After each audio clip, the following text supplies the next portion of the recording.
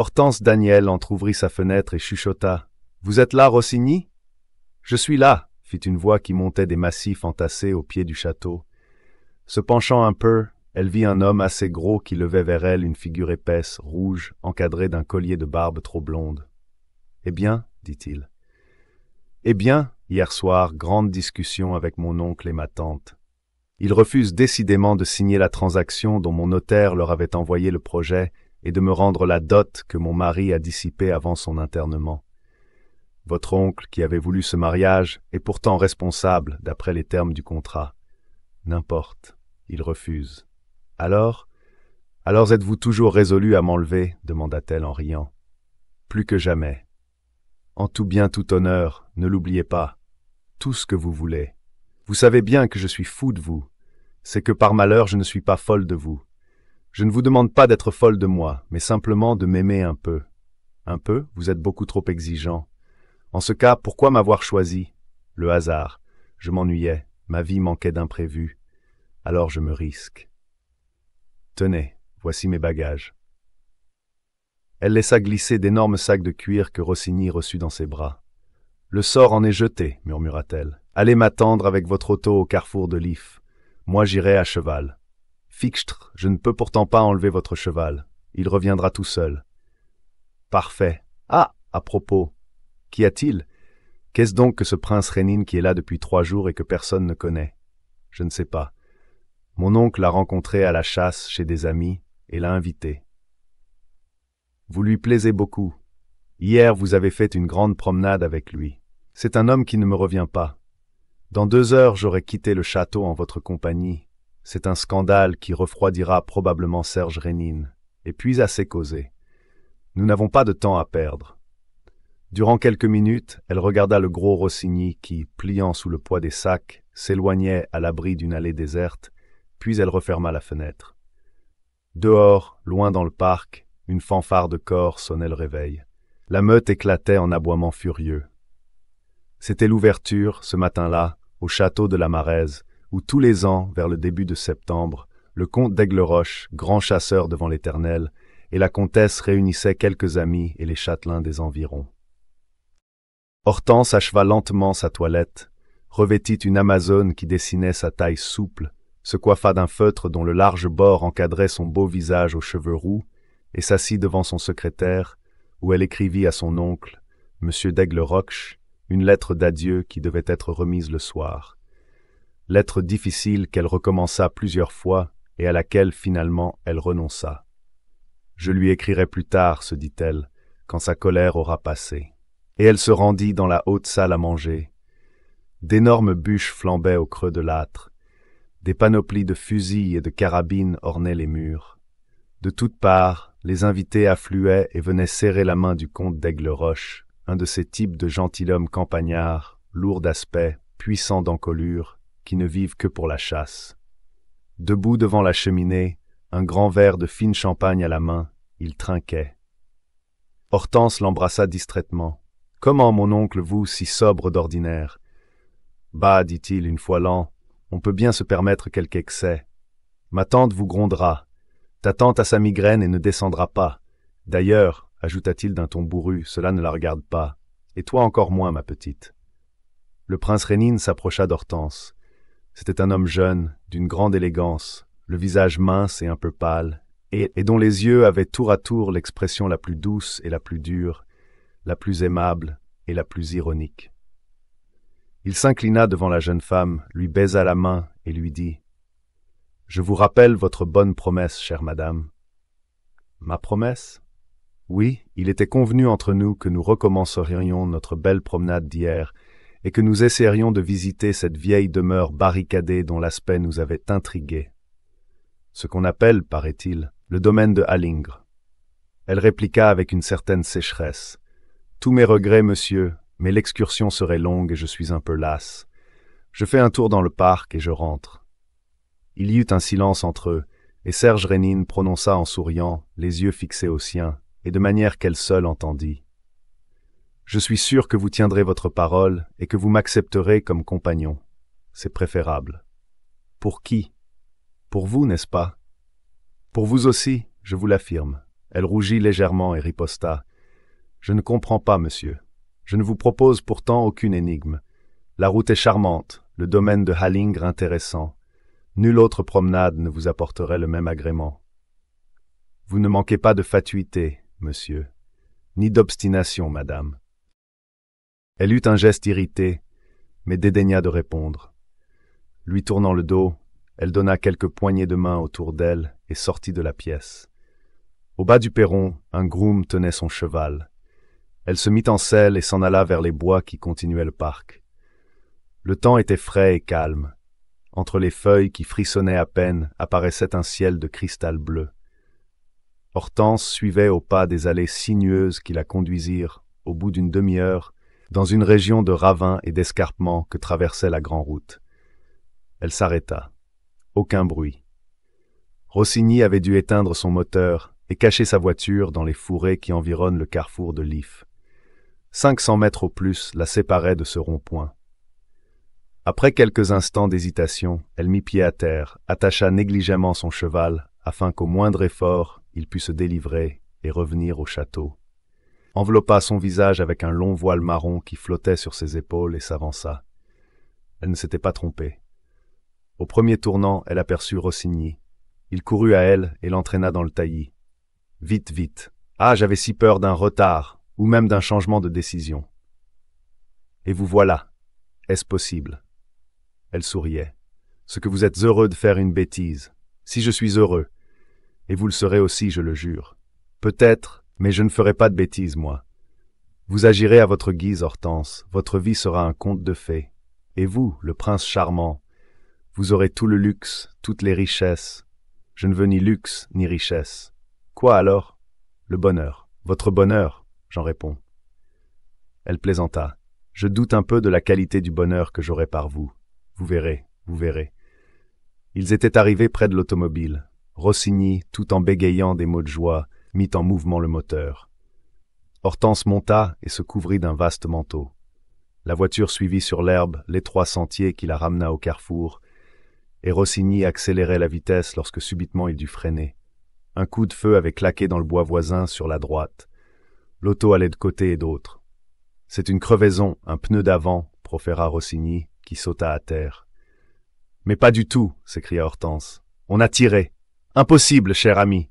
Voyons, que dites-vous » Au même moment, il y eut 2 légers chocs et 2 autres détonations retentirent, coup sur coup, assez loin, toujours dans le bois. Rossini grinça.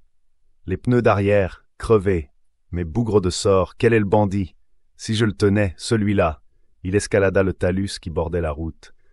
Personne. D'ailleurs, les feuilles du taillis cachaient la vue. « Crebleu de crebleu, jura-t-il. Vous aviez raison, on tirait sur l'auto. Ah, elle est raide! Nous voilà bloqués pour des heures. 3 pneus à réparer. Mais que faites-vous donc, cher ami? » À son tour, la jeune femme descendait de voiture. Elle courut vers lui, tout agitée. « Je m'en vais. »« Mais pourquoi? Je veux savoir, on a tiré. Qui? Je veux savoir. Ne nous séparons pas, je vous en supplie. Croyez-vous que je vais vous attendre pendant des heures? Mais notre départ? Nos projets? Demain, nous en reparlerons, rentrez au château, rapportez les valises. Je vous en prie, ce n'est pourtant pas de ma faute. Vous avez l'air de m'en vouloir. Je ne vous en veux pas. Mais sapristi, quand on enlève une femme, on ne crève pas, mon cher. À tout à l'heure. En hâte, elle s'en alla, eut la chance de retrouver son cheval, et partit au galop dans une direction opposée à la Maraise. Pour elle, il n'y avait pas le moindre doute. Les 3 coups de feu avaient été tirés par le prince Rénine. « C'est lui, » murmura-t-elle avec colère, « c'est lui. Il n'y a que lui qui soit capable d'agir ainsi. » Ne l'en avait-il pas prévenu, du reste, avec une autorité souriante? « Vous viendrez, j'en suis sûr. Je vous attends. » Elle pleurait de rage et d'humiliation. À ce moment, elle se fut trouvée en face du prince Rénine qu'elle l'eût cravaché. Devant elle s'étendait l'âpre et pittoresque contrée qui couronne, au nord, le département de la Sarthe et qu'on dénomme la Petite Suisse. Des pentes rudes l'obligeaient souvent à ralentir, d'autant plus qu'il lui fallait parcourir une dizaine de kilomètres pour atteindre le but qu'elle s'était assigné. Mais, si son élan devenait moins emporté, si l'effort physique s'apaisait peu à peu, elle n'en persistait pas moins dans sa révolte contre le prince Rénine. Elle lui en voulait, non seulement de l'acte inqualifiable qu'il avait commis, mais aussi de sa conduite envers elle depuis 3 jours, de ses assiduités, de son assurance, de son air d'excessive politesse. Elle approchait. Au fond d'une vallée, un vieux mur d'enceinte, fendu de lézardes, habillé de mousse et d'herbes folles, laissait voir le clocheton d'un château et quelques fenêtres closes de leurs volets. C'était le domaine de Halingre. Elle suivit le mur et tourna. Au centre de la demi-lune qui s'arrondissait devant la porte d'entrée, Serge Rénine attendait debout, près de son cheval. Elle sauta à terre et, comme il s'avançait vers elle, le chapeau à la main et la remerciait d'être venue, elle s'écria « Avant tout, monsieur, un mot. Il s'est passé tout à l'heure un fait inexplicable. On a tiré 3 coups de feu sur une automobile où je me trouvais. Ces coups de feu ont-ils été tirés par vous? » Oui. Elle parut interdite. « Alors vous avouez? Vous me posez une question, madame, j'y réponds. Mais comment avez-vous osé? De quel droit? Je n'ai pas exercé un droit, madame. J'ai obéi à un devoir. En vérité, et à quel devoir? Le devoir de vous protéger contre un homme qui cherche à exploiter la détresse de votre vie. Monsieur, je vous défends de parler ainsi. Je suis responsable de mes actions, et c'est en toute liberté que j'ai pris ma décision. Madame, j'ai entendu ce matin la conversation que vous avez eue de votre fenêtre avec monsieur Rossini, et il ne m'a pas semblé que vous le suiviez de gaieté de cœur. Je reconnais toute la brutalité et le mauvais goût de mon intervention, et je m'en excuse humblement, mais j'ai voulu, au risque de passer pour un goujat, vous accorder quelques heures de réflexion. C'est tout réfléchi, monsieur. Quand j'ai résolu une chose, je ne change pas d'avis. Si, madame, quelquefois, puisque vous êtes ici au lieu d'être là-bas. La jeune femme eut un moment de gêne. Toute sa colère était tombée.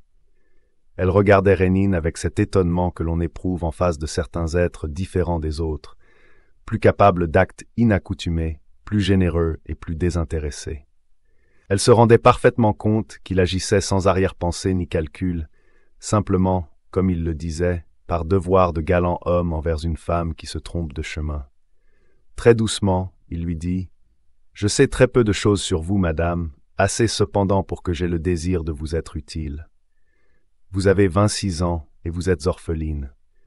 Il y a 7 ans, vous avez épousé le neveu par alliance du comte d'Aigleroche, lequel neveu, assez bizarre d'esprit, à moitié fou, a dû être enfermé. D'où impossibilité pour vous de divorcer, et obligation, votre dot ayant été dissipée, de vivre à la charge de votre oncle et auprès de lui. Le milieu est triste, le comte et la comtesse ne s'accordant pas. Jadis le comte a été abandonné par sa première femme, laquelle s'est enfuie avec le premier mari de la comtesse. Les 2 époux délaissés ont, par dépit, uni leur destinée, mais n'ont trouvé dans ce mariage que déception et rancœur. Vous en subissez le contre-coup. Vie monotone, étriquée, solitaire pendant plus de 11 mois sur 12. Un jour, vous avez rencontré monsieur Rossini, qui s'est épris de vous et vous a proposé la fuite. Vous ne l'aimiez pas. Mais l'ennui, votre jeunesse qui se perd, le besoin d'imprévu, le désir de l'aventure, bref, vous avez accepté avec l'intention très nette d'éconduire votre amoureux, mais avec l'espoir un peu naïf que ce scandale forcerait votre oncle à vous rendre des comptes et à vous assurer une existence indépendante. Voilà où vous en êtes. À l'heure actuelle, il faut choisir, ou bien vous mettre entre les mains de monsieur Rossini, ou bien vous confier à moi. Elle leva les yeux sur lui. Que voulait-il dire? Que signifiait cette offre qu'il fit gravement, comme un ami qui ne demande qu'à se dévouer? Après un silence, il prit les 2 chevaux par la bride et les attacha.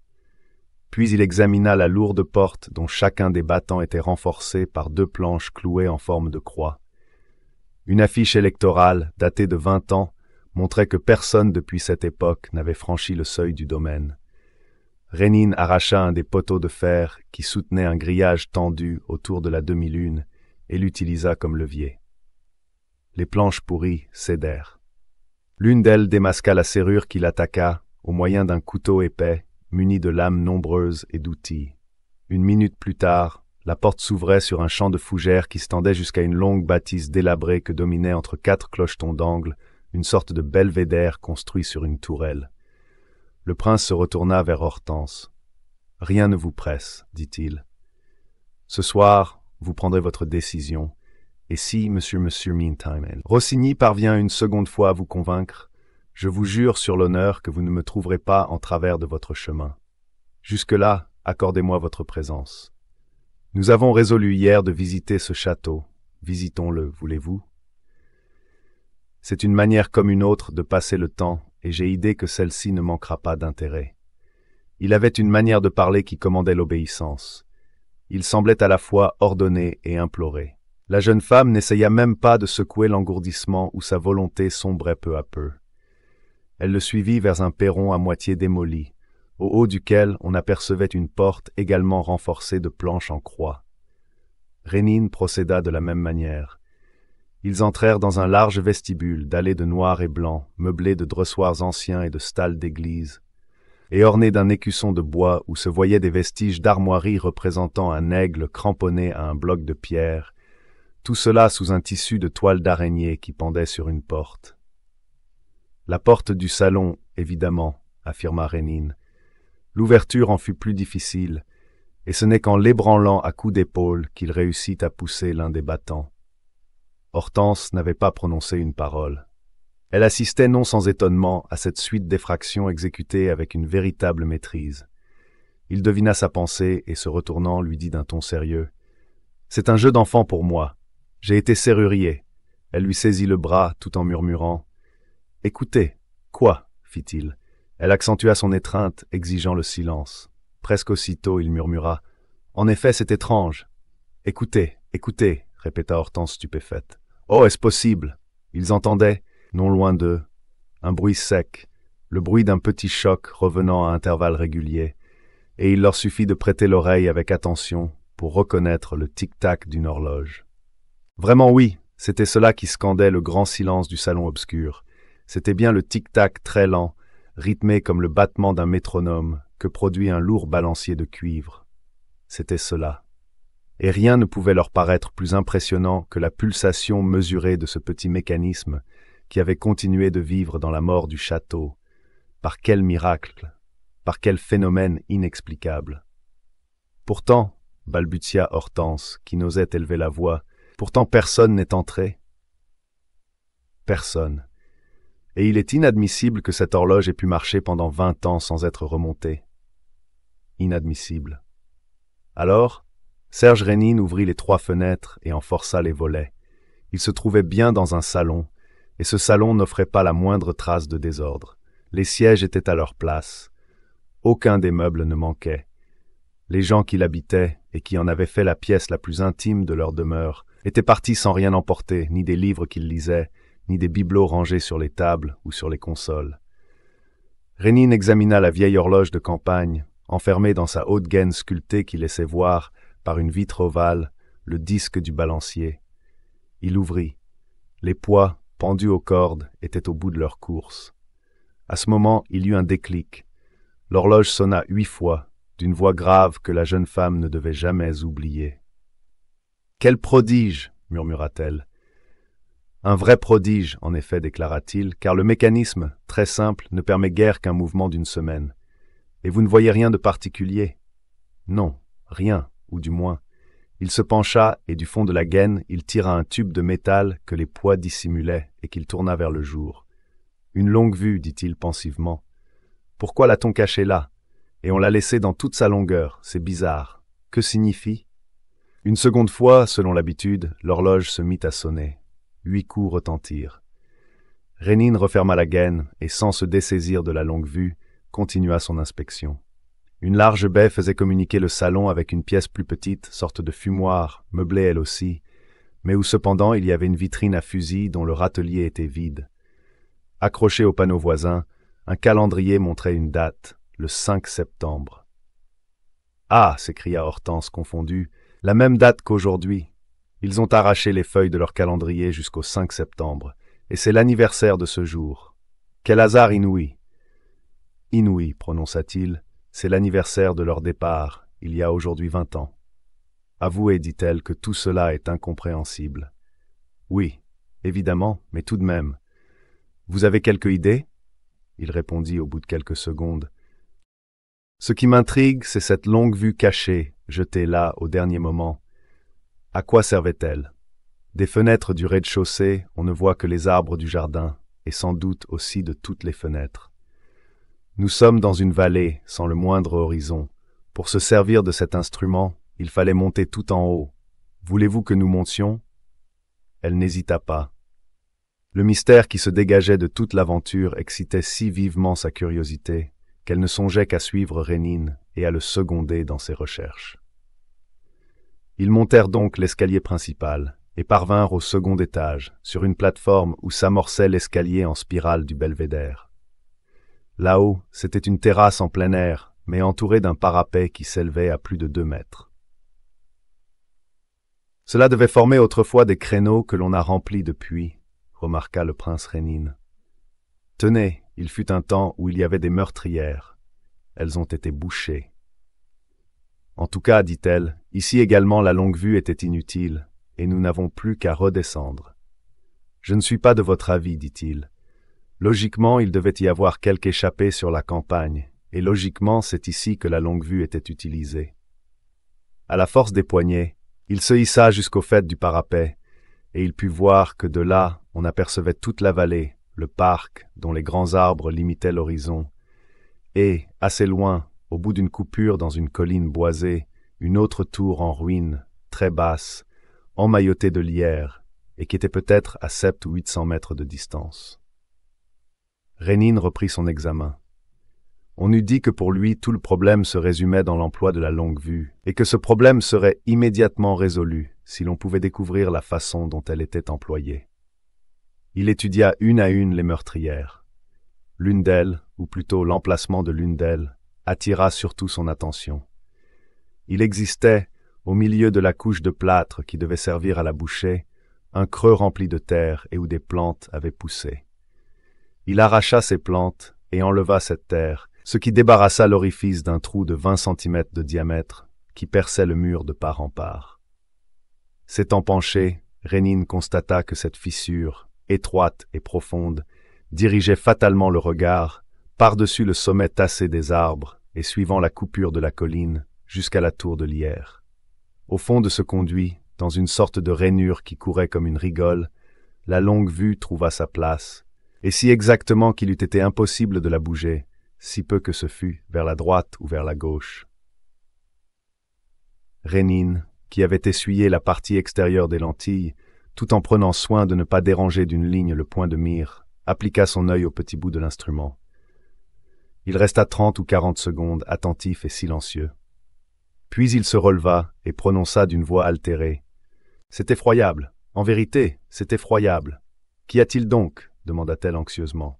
« Regardez. » Elle se courba, mais pour elle, l'image n'étant pas nette, il fallut mettre l'instrument à sa vue. Presque aussitôt, elle dit avec un frisson. « Ce sont 2 épouvantails, n'est-ce pas, tous 2 perchés là-haut ?»« Mais pourquoi ?»« Regardez, répéta-t-il, regardez plus attentivement. Sous les chapeaux, les visages. »« Oh !» fit-elle en défaillant, « quelle horreur !» Le champ de la lunette offrait, découpé en rond comme une projection lumineuse, ce spectacle. La plateforme d'une tour tronquée, dont le mur, plus haut dans la partie la plus éloignée, formait comme une toile de fond, d'où déferlaient des vagues de lierre. Devant, au milieu d'un fouillis d'arbustes, 2 êtres, un homme et une femme, appuyés, renversés contre un écroulement de pierre. Mais pouvait-on appeler homme et femme ces 2 formes, ces 2 mannequins sinistres, qui portaient bien des vêtements et des vestiges de chapeaux, mais qui n'avaient plus d'yeux, plus de joues, plus de menton, plus une parcelle de chair, et qui étaient strictement et réellement 2 squelettes. 2 squelettes, balbutia Hortense, 2 squelettes habillés, qui les a transportés là? Personne. Cependant, cet homme et cette femme ont dû mourir en haut de cette tour il y a des années et des années, et sous les vêtements, les chairs se sont pourries, les corbeaux les ont dévorés. « Mais c'est affreux! C'est affreux !» dit Hortense qui était toute pâle et dont la figure se crispait de dégoût. Une demi-heure plus tard, Hortense, Daniel et Serge Rénine quittaient le château de Halingre. Avant de partir, ils avaient poussé jusqu'à la tour de lierre, reste d'un vieux donjon aux 3/4 démoli. L'intérieur était vide. On devait y monter, à une époque relativement récente, par des échelles et des escaliers de bois dont les débris gisaient sur le sol. La tour s'adossait au mur qui marquait l'extrémité du parc. Chose bizarre et qui surprit Hortense, le prince Rénine avait négligé de poursuivre une enquête plus minutieuse, comme si l'affaire eût perdu pour lui tout intérêt. Il n'en parlait même plus, et, dans l'auberge du village le plus proche, où on leur servit quelques aliments, ce fut elle qui interrogea l'aubergiste sur le château abandonné. Vainement d'ailleurs, car cet homme, nouveau dans la contrée, ne put fournir aucune indication. Il ignorait même le nom du propriétaire. Ils reprirent la route de la Marèze. Plusieurs fois, Hortense rappela l'ignoble vision contemplée. Mais Rénine, très gai, rempli de prévenance pour sa compagne, semblait tout à fait indifférent à ces questions. « Enfin, quoi » s'écria-t-elle impatientée. « Il est impossible d'en rester là. Une solution s'impose. » En effet, dit-il, une solution s'impose. Il faut que M. Rossini sache à quoi s'en tenir et que vous preniez une décision à son égard. Elle haussa les épaules. Et il s'agit bien de cela. Pour aujourd'hui, il s'agit de savoir ce que c'est que ces deux cadavres. Cependant, Rossini attendra, mais moi je ne peux pas attendre. Soit, d'autant plus qu'il n'a peut-être pas encore fini de réparer ses pneus. Mais que lui direz-vous? C'est cela l'essentiel. L'essentiel, c'est ce que nous avons vu. Vous m'avez mis en face d'un mystère en dehors duquel rien ne compte plus. Voyons quelles sont vos intentions. Mes intentions? Oui, voilà deux cadavres. Vous allez prévenir la justice, n'est-ce pas? Bonté céleste, dit-il en riant, pourquoi faire? Mais il y a là une énigme que l'on doit à tout prix éclaircir, un drame effrayant. Nous n'avons besoin de personne pour cela. Comment? Que dites-vous? Vous y comprenez quelque chose? Mon Dieu, à peu près aussi clairement que si j'avais lu dans un livre une histoire longuement racontée avec illustration à l'appui. Tout cela est d'une simplicité. Elle l'examina du coin de l'œil, se demandant s'il se moquait d'elle. Mais il avait l'air fort sérieux. « Et alors ?» dit-elle toute frémissante. Le jour commençait à baisser. Ils avaient marché rapidement, et lorsqu'ils approchèrent de la Marèze, les chasseurs s'en revenaient. « Alors, dit-il, nous allons compléter nos renseignements auprès des personnes habitant le pays. Connaissez-vous quelqu'un qui soit qualifié? » Mon oncle. Il n'a jamais quitté cette région. Parfaitement. Nous interrogerons M. d'Aigleroche et vous verrez avec quelle logique rigoureuse tous ces faits s'enchaînent les uns aux autres. Quand on tient le premier anneau, on est obligé, qu'on le veuille ou non, d'atteindre le dernier. Je ne connais rien de plus amusant. Au château, ils se séparèrent. Hortense trouva ses bagages et une lettre furieuse de Rossini par laquelle il lui faisait ses adieux et lui annonçait son départ. Béni soit-il, se dit Hortense, ce ridicule personnage a découvert la meilleure solution. Son flir avec lui, son escapade, ses projets, elle avait tout oublié. Rossini lui semblait beaucoup plus étranger à sa vie que ce déconcertant Rénine qui lui inspirait, quelques heures auparavant, si peu de sympathie. Rénine vint frapper à sa porte. « Votre oncle est dans sa bibliothèque, dit-il. Voulez-vous m'accompagner? » Je l'ai prévenu de ma visite. Elle le suivit. Il ajouta « Un mot encore. Ce matin, en contrariant vos projets et en vous suppliant de vous confier à moi, j'ai pris par là même, à votre égard, un engagement dont je ne veux pas tarder à m'acquitter. Vous allez en avoir la preuve formelle. Vous n'avez pris qu'un engagement, dit-elle en riant, celui de satisfaire ma curiosité. Elle sera satisfaite, affirma-t-il avec gravité, et bien au-delà de tout ce que vous pouvez concevoir, si M. d'Aigleroche confirme mes raisonnements. M. d'Aigleroche était seul, en effet. Il fumait sa pipe et buvait du sherry. Il en offrit un verre à Rénine, qui refusa. « Et toi, Hortense, fit-il, la voix un peu pâteuse, tu sais qu'ici on ne s'amuse guère que durant ces journées de septembre. Profites-en. Tu as fait une bonne promenade avec Rénine? C'est à ce sujet précisément que je voudrais vous parler, cher monsieur, interrompit le prince. Vous m'excuserez, mais dans 10 minutes, je dois aller à la gare chercher une amie de ma femme. Oh, 10 minutes me suffisent amplement. Juste le temps de fumer une cigarette, alors? Pas davantage. Il prit une cigarette dans la boîte que lui offrait M. d'Aigleroche, l'alluma et lui dit « Figurez-vous que le hasard de cette promenade nous a conduits jusqu'à un vieux domaine que vous connaissez évidemment, le domaine de Halingre. Certes, mais il est fermé, barricadé depuis un quart de siècle, je crois. Vous n'avez pas pu entrer? Si. Allons donc, visite intéressante? Extrêmement. Nous avons découvert les choses les plus étranges. Quelles choses? Demanda le comte qui regardait sa montre. Rénine raconta.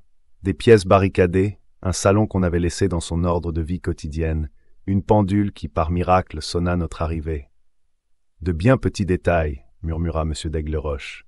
Il y a mieux, en effet. Nous sommes montés au haut du belvédère, et de là, nous avons vu sur une tour, assez loin du château, nous avons vu 2 cadavres, 2 squelettes plutôt, un homme et une femme que recouvrent encore les vêtements qu'ils portaient quand ils ont été assassinés. Oh, assassinés? Simple supposition. Certitude, et c'est à ce propos que nous sommes venus vous importuner. Ce drame qui justement doit remonter à une vingtaine d'années, n'a-t-il pas été connu à cette époque? Ma foi non, déclara le comte d'Aigleroche, je n'ai jamais entendu parler d'aucun crime, d'aucune disparition. Ah, fit Rénine, qui sembla un peu décontenancée, j'espérais avoir quelques renseignements. Je regrette. En ce cas, excusez-moi.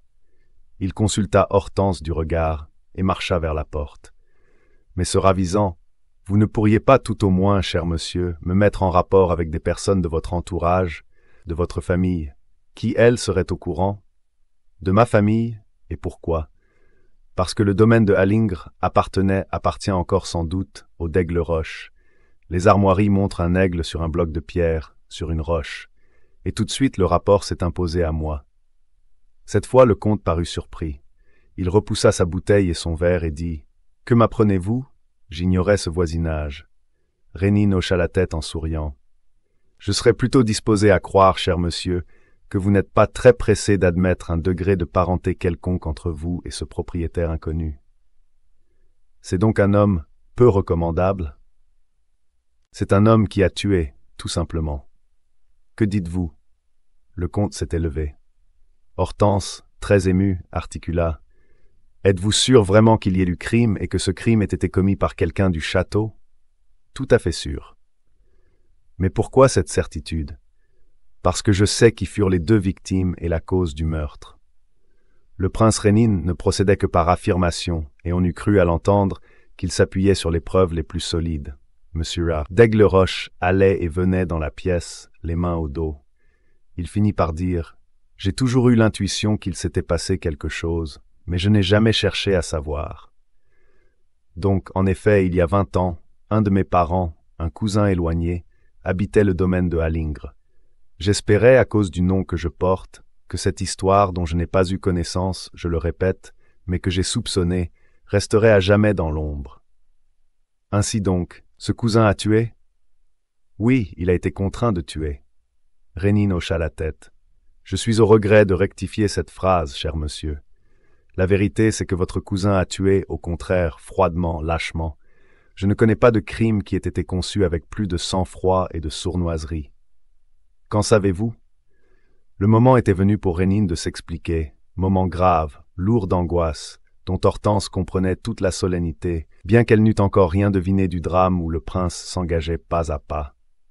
« L'aventure est fort simple, dit-il. Tout permet de croire que ce monsieur d'Aigleroche était marié et qu'aux environs du domaine de Halingre habitait un autre couple, avec lequel les 2 châtelains entretenaient des relations d'amitié. Que se passa-t-il un jour? Laquelle de ces 4 personnes apporta, la première, le trouble dans les relations des 2 ménages? Je ne pourrais le dire. Mais il y a une version qui se présente aussitôt à l'esprit, c'est que la femme de votre cousin, madame d'Aigleroche, donnait des rendez-vous à l'autre mari dans la tour de Lierre, laquelle avait une sortie directe sur la campagne.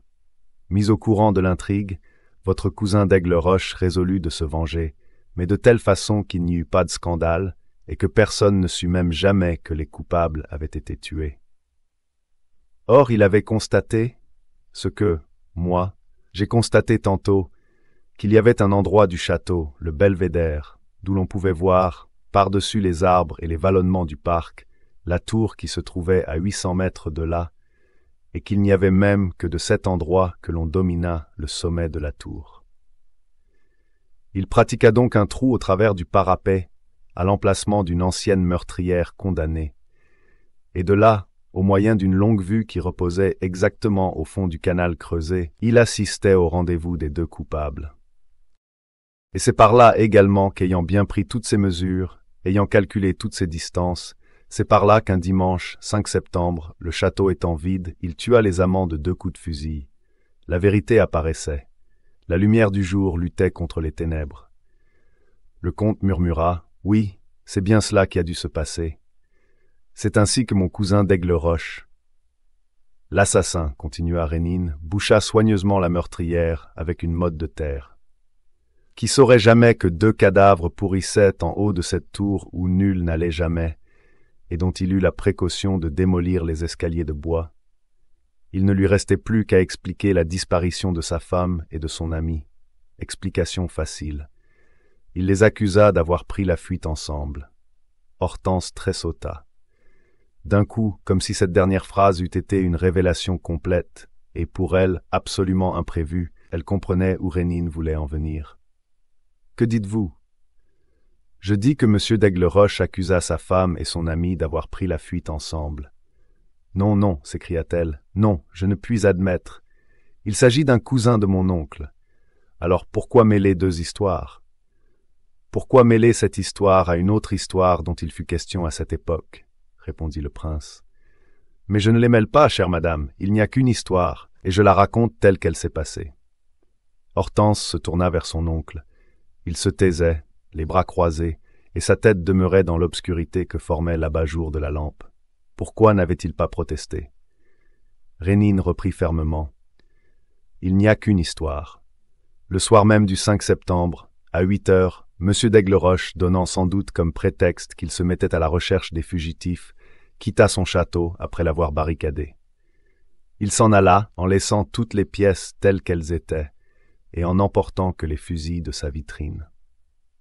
À la dernière minute, il eut le pressentiment, justifié aujourd'hui, que la découverte de cette longue-vue qui avait joué un tel rôle dans la préparation de son crime pourrait servir de point de départ à une enquête, et il la jeta dans la gaine de l'horloge où le hasard voulut qu'elle interrompît la course du balancier.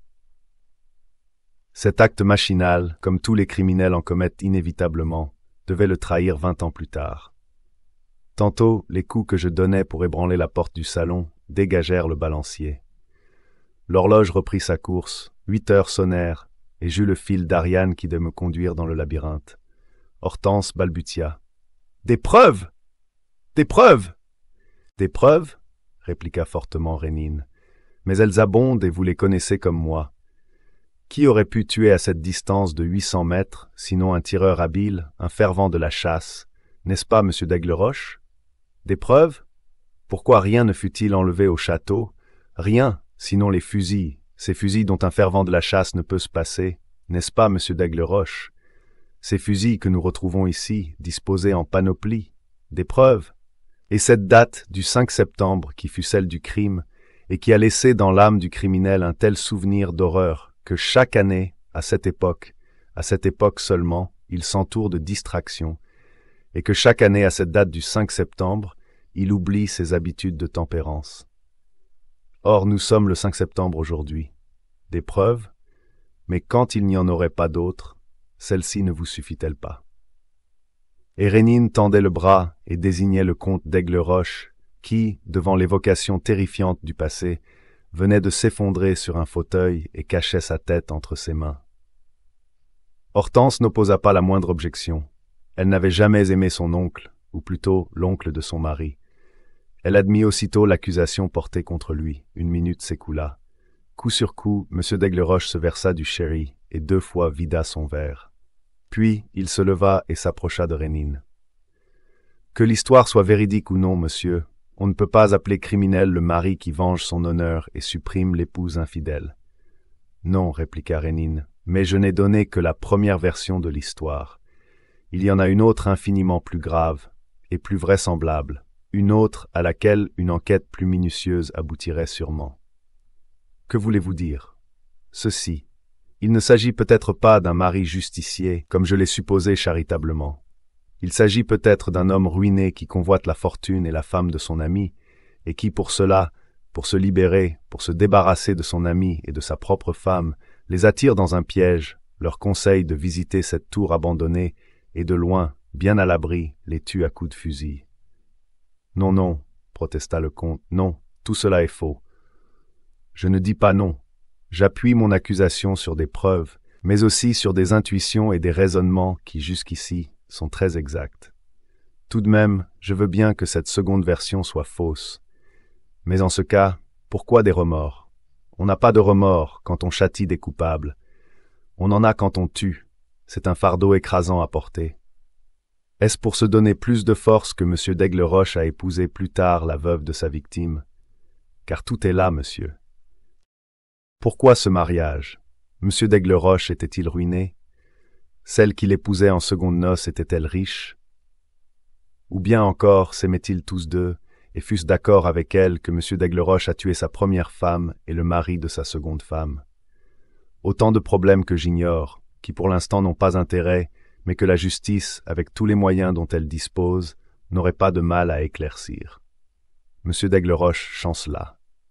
Il dut s'appuyer au dossier d'une chaise, et livide, il bégaya. « Vous allez avertir la justice ?»« Non, non, déclara Rénine.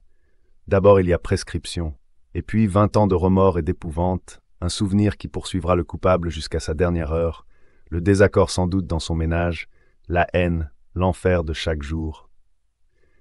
Et pour finir, l'obligation de retourner là-bas et d'effacer les traces du double crime, l'effroyable châtiment de monter sur cette tour, de toucher à ces squelettes, de les dévêtir, de les enterrer, c'est suffisant. N'en demandons pas trop, et n'allons pas jeter tout cela en pâture au public et faire un scandale qui rejaillirait sur la nièce de M. d'Aigleroche. Non, laissons toutes ces ignominies. Le comte reprit sa posture devant la table, ses mains crispées autour de son front. Il murmura. « Alors, pourquoi? Pourquoi mon intervention ?» dit Rénine. « Si j'ai parlé, c'est pour atteindre un but quelconque, n'est-ce pas? En effet, si minime qu'elle soit, il faut bien une sanction et il faut bien à notre entretien un dénouement pratique. Mais n'ayez aucune crainte, M. d'Aigleroche en sera quitte à bon marché. La lutte était finie. Le comte sentit qu'il n'y avait plus qu'une petite formalité à remplir, un sacrifice à accepter, et reprenant un peu d'assurance, il dit avec une certaine ironie « Combien ?» Rénine se mit à rire. « Parfait. Vous comprenez la situation. Seulement, vous vous trompez en me mettant en cause. Moi, je travaille pour la gloire. En ce cas, il s'agit tout au plus d'une restitution. » « Une restitution ?» Rénine se pencha sur le bureau et dit « Il y a là, dans un de ces tiroirs, un acte qui a été soumis à votre signature. C'est un projet de transaction entre vous et votre nièce Hortense Daniel, relativement à sa fortune, fortune qui a été dissipée et dont vous êtes responsable. Signez cette transaction. » M. d'Aigleroche eut un haut-le-corps. « Vous savez quelle est la somme? Je ne veux pas le savoir. Et si je refuse, je demande une entrevue à la comtesse d'Aigleroche. » Sans plus d'hésitation, le comte ouvrit son tiroir, en sortit un document sur papier timbré et vivement signa. « Voici, dit-il, et j'espère. Vous espérez comme moi qu'il n'y aura plus rien de commun entre nous, j'en suis persuadé.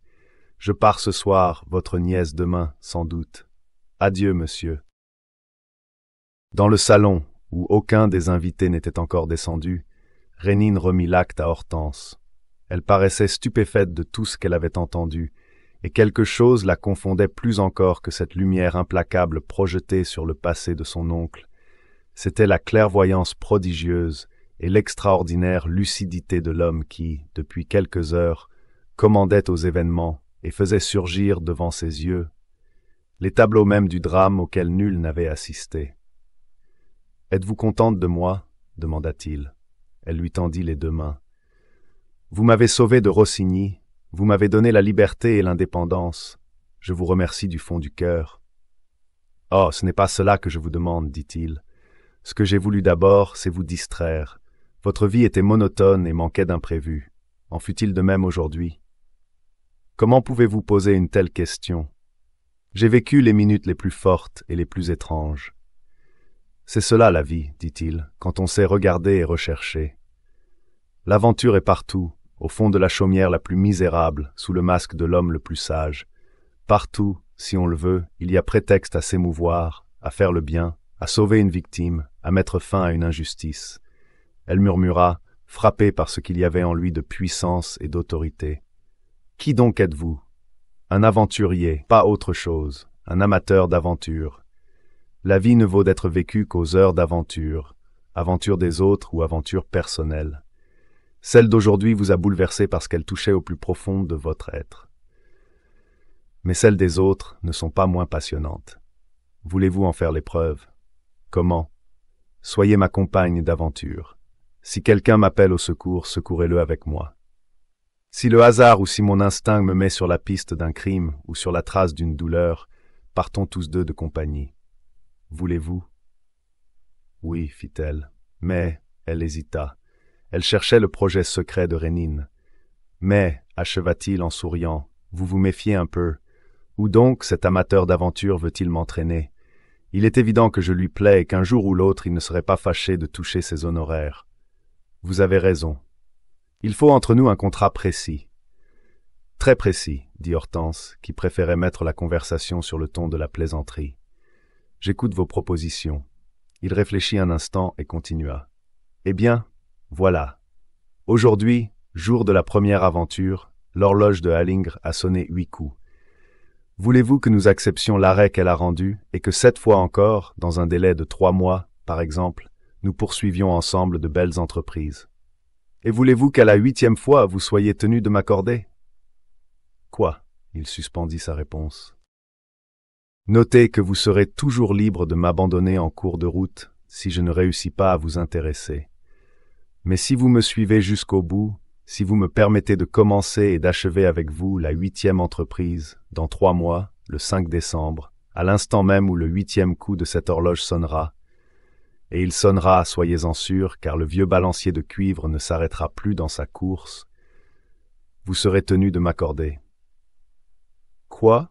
Répéta-t-elle, un peu crispée par l'attente. Il se tut. Il regardait les jolies lèvres qu'il voulait demander comme récompense, et il fut tellement sûr que la jeune femme avait compris qu'il jugea inutile de parler de façon plus claire. La seule joie de vous voir me suffira. Ce n'est pas à moi, mais à vous de poser des conditions. Quelles sont-elles? Qu'exigez-vous? Elle lui sut gré de son respect et répondit en riant. Ce que j'exige? Oui. Je puis exiger n'importe quoi de difficile. Tout est facile à qui veut vous conquérir. Et si ma demande est impossible, il n'y a que l'impossible qui m'intéresse. Alors elle dit, « J'exige que vous me rendiez une agrafe de corsage ancienne, composée d'une cornaline sertie dans une monture de filigrane. Elle me venait de ma mère qui la tenait de la sienne, et tout le monde savait qu'elle leur avait porté bonheur et qu'elle me portait bonheur. Depuis qu'elle a disparu du coffret où elle était enfermée, je suis malheureuse. Rendez-la-moi, monsieur le bon génie. Quand vous a-t-elle été volée, cette agrafe? Elle eut un accès de gaieté. Il y a 7 ans, ou 8 ans, ou 9 ans, je ne sais pas trop, je ne sais pas où, je ne sais pas comment, je ne sais rien. Je la retrouverai, affirma Rénine, et vous serez heureuse.